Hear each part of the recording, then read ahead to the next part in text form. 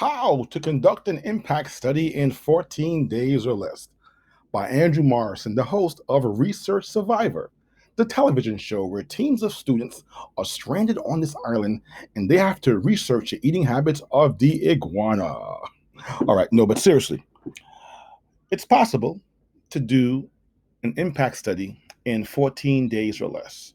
And let's spend some time together to unpack how this can happen. So first of all, the primary purpose of this is to build your professional brand.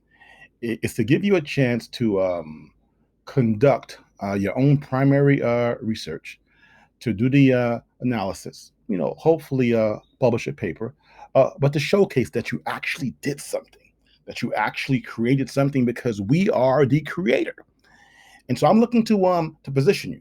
I want to position you as someone who took action and someone who created something of value. Also, going to have tremendous networking opportunities. The only way I can introduce you to someone else is say, hey, this person completed this project. So it'll help to boost your networking opportunities as well. When it comes to Manila Expectations, I would love for you to deliver a presentation at your school. I'm pretty confident that at your previous school or at your new school, or even if you're a college grad student going back to your high school, and ultimately the presentation may be done remotely, but the work that you do this summer, if you just had your preliminary findings and were able to share that with an audience, that would be of value. Once again, less stress and more success. I don't want anyone to feel stressed about writing a scientific publication in 14 days. Let's simply focus on getting our preliminary findings, because our preliminary findings, I think, is the beginning step when it comes to actually writing the publication. As we're going along, and you notice what you learn, and you notice what your peers are learning and also needs, think about creating custom content for your peers. Think about always being a problem solver. I go back to the folks who are data heads, folks who really understand data. Their lab may be called the data chop shop. Data chop shop. We really are good at data. And so you'll have a chance to maybe do a slide presentation and put that in your lab about how to analyze data. You can maybe even upload a video to your YouTube channel. So whatever you're learning, think about how you can create content based on what you're learning. And I guarantee you, whatever you're learning, someone else wants to learn the same thing. So I really want this to be a chance for you to build a great deal of YouTube content for yourself. Now, one of my questions that I'm asking myself in the background and I bring to the foreground, you can help me answer, is how can you remotely support a biomedical researcher in the future? And a lot of activities that we're doing, we are exploring different opportunities, premises about what can you do remotely.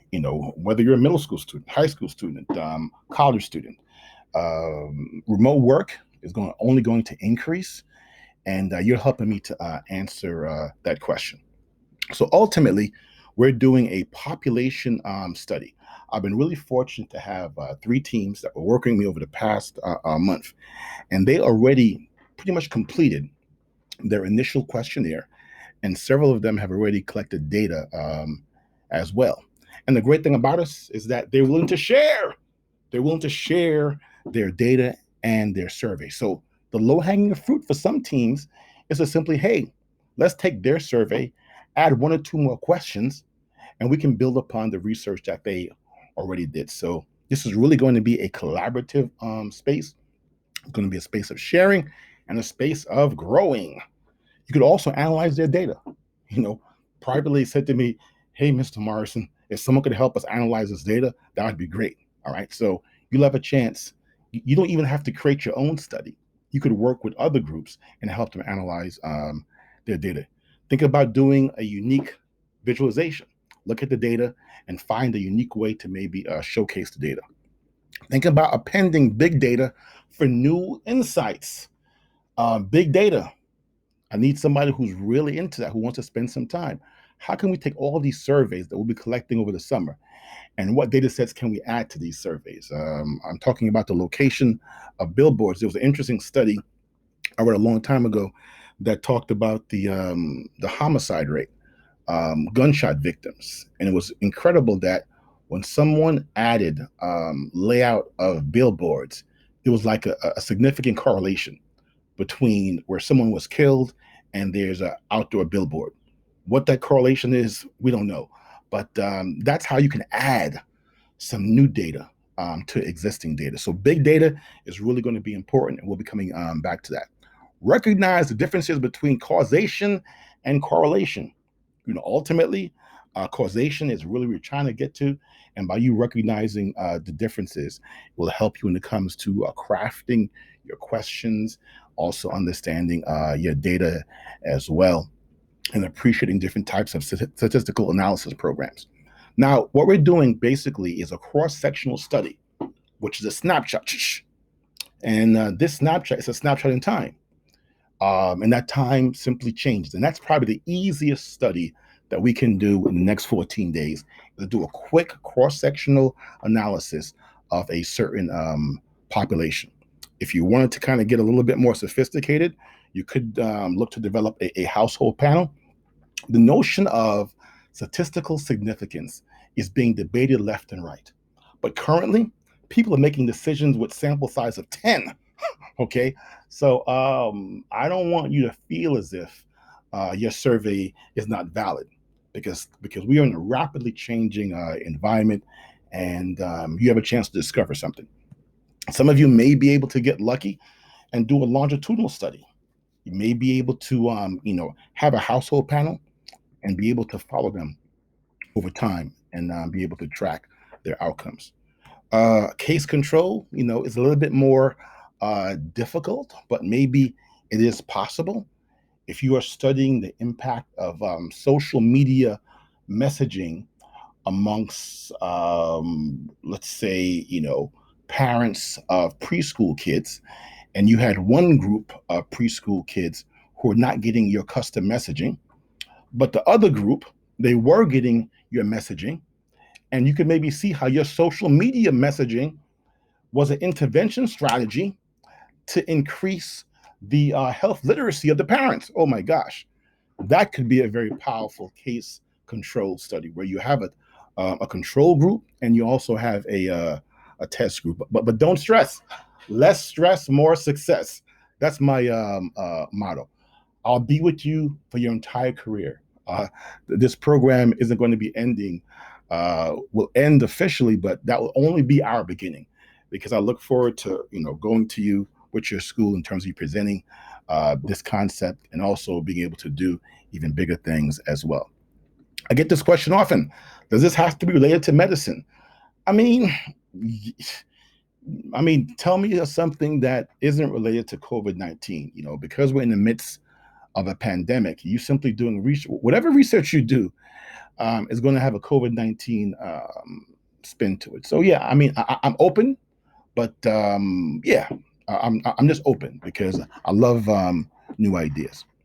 Now, there's a debate between, is this public health research or biomedical research? And my bad, because on the flyer I mentioned biomedical research.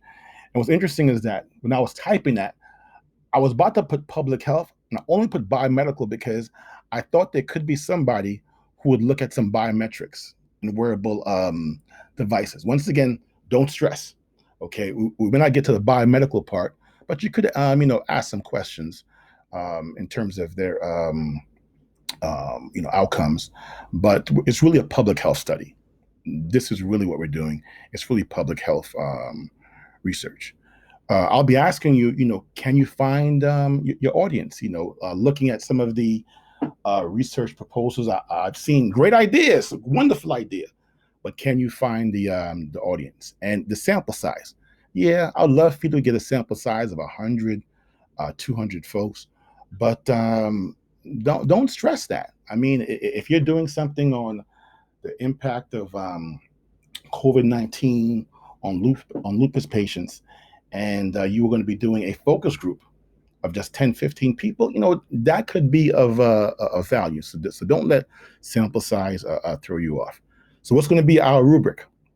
I'll be looking at the audience. How easily can you address this audience? I'll be looking at discovery. Will you discover something new? Science is about discovery. The word science means knowledge, and we are biomedical researchers.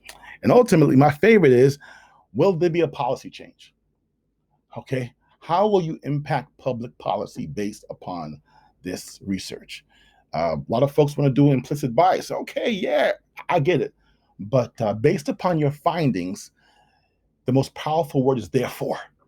All right. So, therefore, what changes will you suggest? And so, I'll be judging your research proposals by how they can impact policy change.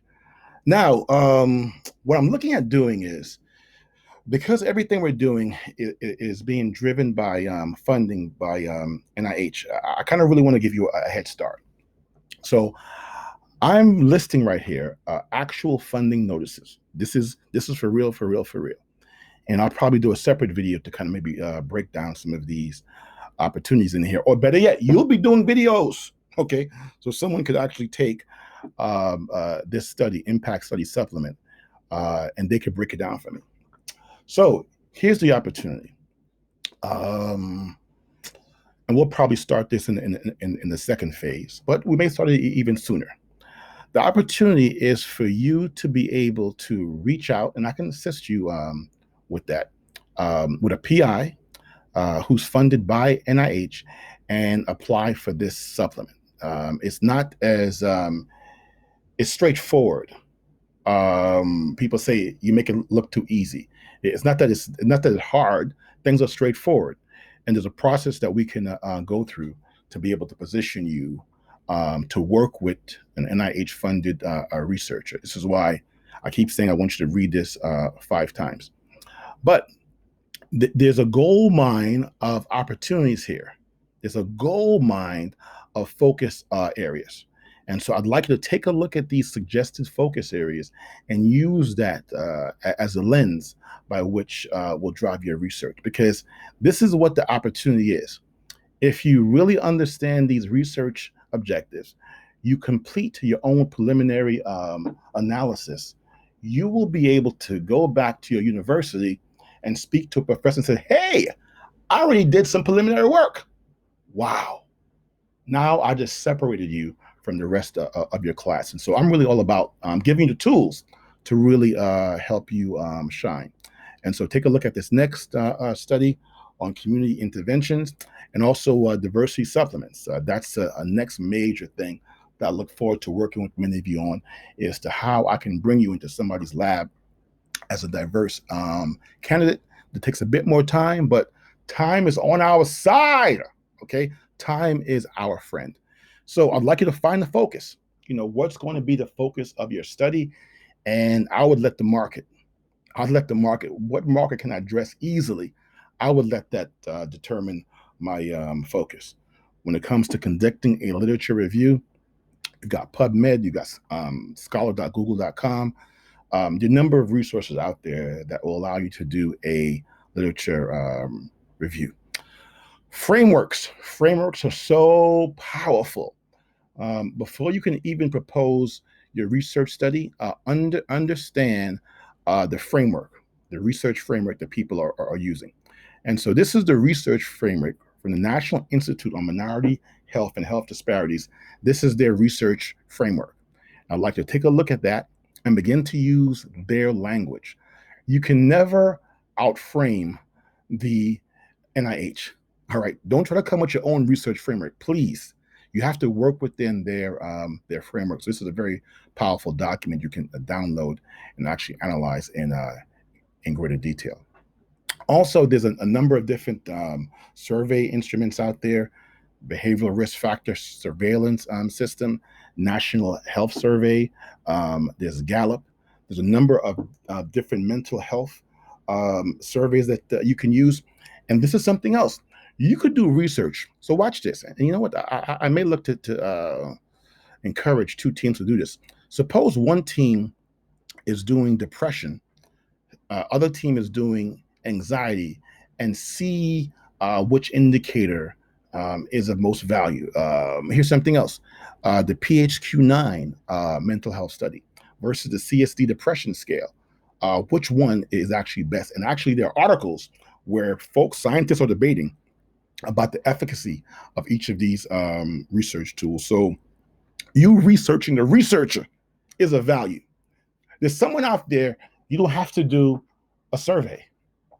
If you just simply research the research and do what they call meta research, that could be something extremely exciting, especially if you took 10 studies and you analyzed them and you pointed out that, wait a minute, when it comes to, cultural sensitivity, these questions don't, I don't know what it is, but this is about discovery. And then the granddaddy of them all is fenixtoolkit.org. And I really want you to spend time here. I'll spend 3 hours. I'll spend 10 hours on the website. But this website right here, fenixtoolkit.org, is filled with so much information. And because it's new, anytime something is new, there are other biomedical researchers who need your help to better understand it. So as I'm brainstorming on how to allow you to work remotely in a lab, this Fenix toolkit, this right here, wow, it's kind of interesting how while I'm talking to you, maybe I just came up with the idea, because just today I saw a survey, I won't mention any names, from a biomedical researcher, and their questions, it's not about being wrong. Let me say their questions were not following NIH's format. Okay, so this website right here, Fenix Toolkit, I could tell folks you are the Fenix Toolkit masters, and that could be a way to be able to enable you to work remotely with a biomedical researcher. Here's a current COVID-19 survey. I wonder who's doing this survey right here. So take a look at other surveys. Okay, this is from RPI. Wow, my alma mater, RPI, is doing a survey, and see what you can learn from other people's surveys. All right, yeah, okay. This is all about learning, and what will be interesting to do is if you went through this person's survey, so imagine this person, and hope RPI don't get mad at me, but they have an IRB review board, Dr. Jose Veras. So these are some very distinguished people. And what if you were to discover that they were not using the proper survey format suggested by NIH? Uh-oh. They may look to hire you to help them. But the whole point is that things are changing so rapidly that people need your help. And also to take a look at things that are in the news. So I thought this was a very interesting survey in the news about most people in lockdown are constantly confused about what day it is. So even though this was published on May 13th, maybe if you redid the survey, and this survey was conducted by one poll. And so the opportunities for you to be able to do research are actually tremendous. And I simply want you to be very, very creative when it comes to where you find your inspiration. You can add, and this is where it goes to, is this biomedical research? If you were able to add, weight, blood pressure, an oximeter, wearable devices, Apple, Google, Fitbit. So these are all opportunities for you to potentially add some biometrics to your survey, but don't stress that. That was kind of like a stretch. And once again, less stress, more success. But this would be interesting if you were able to get a household panel, and someone may be able to get this. Someone may have an organization that's willing to invest in maybe some wearable devices. So this could be really exciting because now you've got data 24/7. But that could be our next project. So once again, I will continue to stress that you have to select from validated questions. Spend a great deal of time on Fenix Toolkit. Just today, I discovered they've got this COVID-19 subset, And within the COVID-19 subset, they have all these protocols. So this is what's amazing, is that you tell us where you want to focus on. All right. It could be labor market. And there are verified questions when it comes to labor market. Perfect. All right. So if you're focusing like this, to me, when I discovered this, I lost my mind. Because what's sad is that I went to a seminar at NIH on this topic almost like 2 years ago. And forgive my PhD researchers, but I didn't understand what they were saying.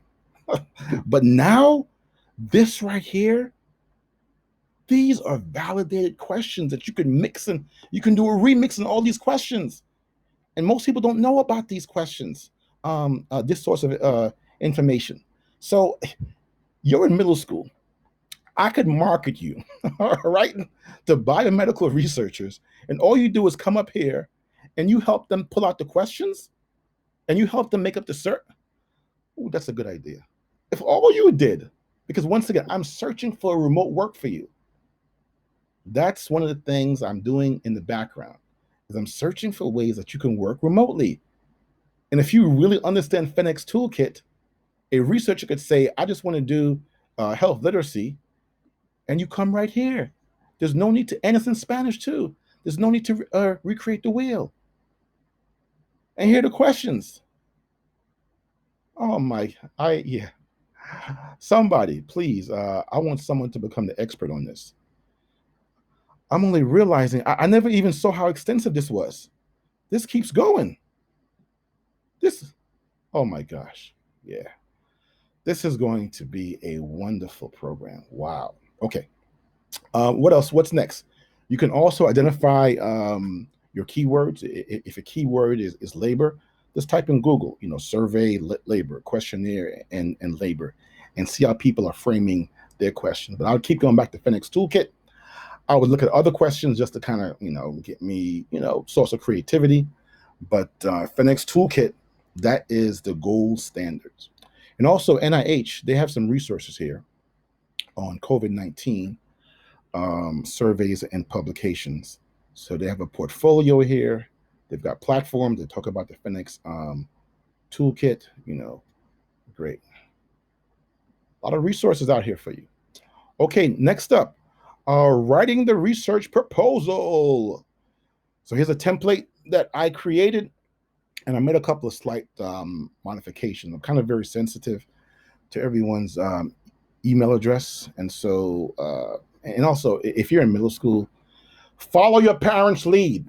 You can maybe just put your first name here. I mean, you don't have to put your last name, but privacy is very important to me. So, title of your study. Give me a nice, catchy title. What's your main research question? What's your thesis? What's your primary target population? Maybe send this to everyone, but who are you interested in really targeting? Literature review. What scientific publications or news articles help to inform the study? Survey method. I'm assuming that everyone is simply doing a Google survey, but you can rock something different. If you have access to transitional housing or a homeless shelter, and you're able to get the administrator there to maybe hand out surveys, and they take a picture of it, and you're able to then receive that. Remember, stay in the yard. Stay in the yard. I didn't say for you to go out to a homeless shelter. Everyone, to their best, should definitely quarantine to the best possible. But there are other people who could actually collect data for you. So, be imaginative. But once again, don't stress. All right, don't stress. What are some of the key questions? Like, what are some of the one or two key questions? What's your money question? Like, yeah, like this is the key question. If I get this question answered, oh my gosh. Okay. Yeah. So think about that. And here's some new sections I added. How will you reach the market? We're going to have research survivor, and we're going to kick people off the island if they can't tell me how they will reach the market. What do you hope to discover? This is about discovery and how could you impact public policy. I'm not interested in publish. This isn't about publishing, but publish purpose. This is to publish to save lives. This is to publish to impact public policy. How will things change? I want to see you on the news next to your city council person, and you did some research. And based upon your research, you're suggesting change. Okay. And over here, you can do a link to your survey. All right. It's all about change, baby. Okay. So, designing a survey in Google Form. Maybe someone else can do a separate seminar about that. You want to give access to other team members, maybe 2 or 3 team members, because the worst thing that could happen is all the data is in your Gmail account and we can't find you. Okay, so make sure it's all about collaboration. The questions are verified. You want to make sure you use a Likert scale. Do not make up your own Likert scale unless you really, really, really have to. FedEx Toolkit, I'd like you to keep it to less than 10 minutes. I mean, if you have a 30-minute survey, this is why I make suggestions, but if someone will push back and say, yo, I can do a 30-minute survey because of X, Y, and Z, and I'm doing 30 minutes, all right, I'll fall back. Okay. Personally, I like a one-page format. I don't like clicking here, next page, because then you lose track. I don't like that. I don't like that. All right, so I don't like that. I like if you have a header. Remember, in Google Form, you can put images in there. You can have headers in there. You can add colors in there. So maybe spice up that survey a little bit. Email or no email. Should you be collecting individuals' emails? Oh boy. My quick answer is no. But what if you're looking to do a household panel? Or what if you tell the people that you will collect the data and it will not be self-identifiable, and you pull out that email column. So that's something that we'll come back to because there are laws around HIPAA and privacy things. But yeah, so we'll come back there and give you some more guidance. Before you launch, get feedback. You can have a peer review. And who's your peers? Members of your team. You could even establish an advisory board. I guarantee you, as we formulate these teams, you'll all be able to find 1 or 2 healthcare professionals or researchers or educators to join your team as an advisory board member. I'd like you to do a test. That's right. Just have one person, have people on your team just do a test, because it's amazing how you may have fields that are incorrect, all kind of things. You may, and here's something else. These, and let me add this up here. The whole notion of required fields. Some of you are, so there's a science behind that. That when you're requiring all these fields, so just make sure you think about that. Yeah, okay, and come back to us that. So do a test, and also what you could do is have a focus group. So before you release the hounds and send out your survey to everybody, maybe you can send it to maybe like 10 people. And these 10 people will start to give you some preliminary data. And you could even talk to them. You can talk to them about the length. That could be nice. Oh, that could be a nice addition. Oh, a focus group. Wow. Forgive me. So that could be a nice addition to your paper. The fact that we had a focus group and they helped us to understand the questions, understand how okay, that could be nice. That could be nice. Next up, marketing the survey. What are some of your ideas? I mean, to make this survey can take a day or 2, but to market it, okay, it's going to take some time. So friends and family, associations, social media, your social media account, LinkedIn is very powerful. You can maybe join some LinkedIn communities. It's possible that your survey can go viral. All right. It's possible that your YouTube video, some of you will be doing a YouTube video talking about why people should complete their survey, and people begin to share it. Facebook is also very powerful. If you'd like to do a survey on cancer patients, maybe there are survivor groups on Facebook. So Facebook groups can be a powerful way to have surveys done, and you have to be able to talk to the moderator and be able to convince them to send out the survey. Houses of worship, powerful opportunity for you to really look at a community. And if you're able to get the leader of that house of worship to participate in the survey distribution, you can also add some unique questions for that individual. But I think, this is a really untapped resource that I think could really even help you do a longitudinal study. So a lot of opportunities around houses of worship. You can look at educational institutions. That's also a very easy way. Push a button. Radio station, looking at having you create PSAs. I like radio because radio always has time. Interesting concept. Radio always has time for another 60-second spot. And most of these stations have their own websites. So they could literally, someone's going to get this done. Somebody will be able to convince a radio station. We will start by giving them a public service announcement. And then we'll tell them, well, I should say ask them. We'll ask them, can we place our survey on your website for your radio station? And do you mind telling people about, oh my goodness, the idea I just gave somebody, oh my goodness. You could have thousands of people. Hey, this is Andrew from WXTR here in San Diego, and we have little Jimmy here. He's only 10 years old, and he's developed this survey on COVID-19. And Jimmy, talk about your little Oh my gosh. Okay. This is going to be a hot sign summer. There are also bloggers who can help you, influencers. You can do posters / flyers, but do not go around handing out flyers. Stay in your yard. Also, maybe there's a business that your parents belong to, large corporations. This is a good idea too. I like it. I like this idea because large corporations have internal communications, internal newsletters. Someone may be able to convince, say, Con Edison to share their survey with all the employees. Oh, wow. That's a big idea. I like this. Retail location. Maybe you could put surveys on a different retail, or you could convince McDonald's to distribute your survey with every Happy Meal. I don't know. Okay. And then finally, we could do a press release.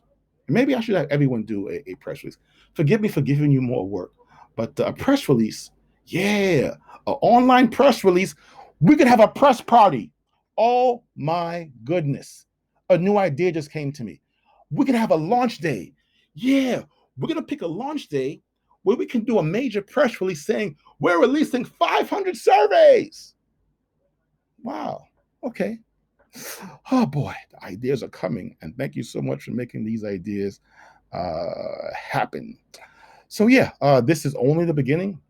We'll get this impact study done in 14 days or less, and you are a winner. You're a winner because you are a survivor. And this is Willy Wonka and the Chocolate Factory. And guess what? Everyone gets to win the golden ticket. All right. I'll see you in our next video.